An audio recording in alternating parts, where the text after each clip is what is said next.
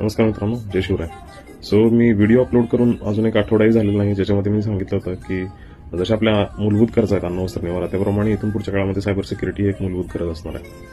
तर काल रात्री जेव्हा आपण सगळे काठ झोपेमध्ये होतो, आपल्या इंडियन गव्हर्नमेंटने अनाऊन्स केलं की आपले जे ठराविक एअरपोर्ट्स आहेत इंडियामधले ते सायबर अटॅकच्या अंडर आले आहेत आणि जीपीएस स्पूफिंग नावाचा हा सायबर अटॅक आहे.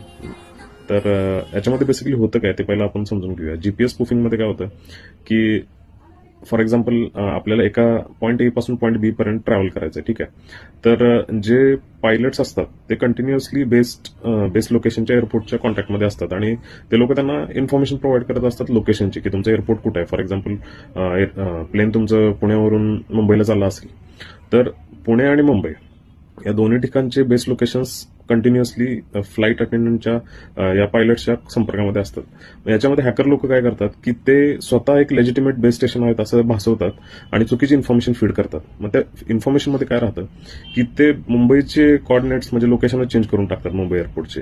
मग याच्यामध्ये आता रिस्क काय आहे तर फॉर एक्झाम्पल इथून फ्लाईट जाणार होती मुंबईला आणि त्याचे कॉर्डिनेट्स आहेत मुंबईच्या एअरपोर्टचे, ते जर चेंज करून ते सडनली फॉर एक्झाम्पल कुठेतरी नाशिक वगैरे असायला म्हणजे वेगळ्याच ठिकाणी दाखवले आणि त्या ठिकाणी गेल्यानंतर जर तिथं रनवेज नसेल लँड करायला, एअरपोर्टच नसेल, तर त्या केसमध्ये किती मोठी हानी किंवा किती मोठं संकट येऊ शकतं तुम्ही जस्ट इमॅजिन करू शकता. तर या इन्सिडेंटवरून पूर्ण एअरलाईन इंडस्ट्री तर शॉकमध्ये आहेच ऑलरेडी.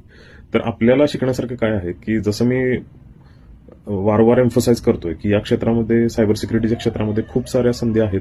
इथून पुढे हे क्षेत्र बूम होत जाणार आहे. त्यामुळं लवकरात लवकर याच्यामध्ये स्टडी स्टार्ट करा. I am here to guide you. संधी जाऊ देऊ नका हातामधून आणि यातलं नॉलेज घेतल्यानंतर तुम्ही स्वतःला आणि तुमच्या फॅमिलीला आणि ओव्हरऑल तुमच्या कंट्रीला सेफगार्ड करू शकता. ठीक आहे, तर भेटूया नेक्स्ट व्हिडिओमध्ये. Take care.